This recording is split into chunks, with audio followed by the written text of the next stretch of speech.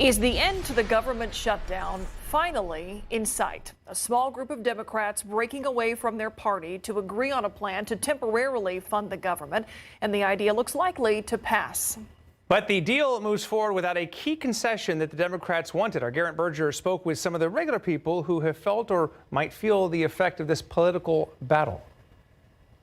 Inside every car at the San Antonio Food Bank is a story of struggle, many of them linked to the federal shutdown. Now having to take money out of bills to put into food is making it harder. Well, let's just say meat is not on the table. It hasn't been on the table for the last 2 months. The shutdown has meant Supplemental Nutrition Assistance Program, or SNAP, benefits were interrupted this month. Though the state confirmed today that partial benefits would be distributed. I get $217 a month, and I only received $165. But there are also 38,000 federal employees in the San Antonio area, many of whom aren't getting paid. With all the people feeling the squeeze, the food bank says they're seeing about 50,000 more people come through every week. And so we saw people maybe just hedging their bet.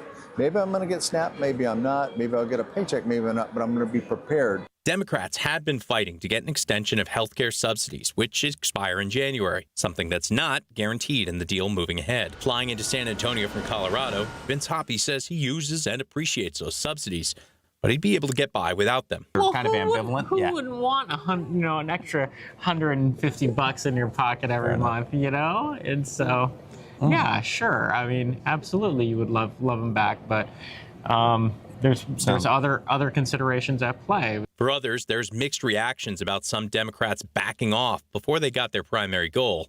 So you don't think the fight to preserve those subsidies that's not worth the pain the shutdown has caused? It can go hand in hand either way.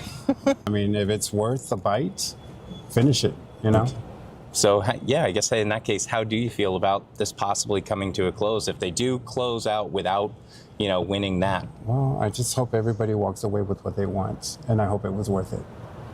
Because we're the ones suffering. Now, while the deal moving ahead right now includes a Senate vote on subsidies next month in the Senate, House Republicans haven't agreed to a similar vote. Now, we talked with a pair of local congressmen about the potential end of the shutdown and what happens next with the health care subsidies issue.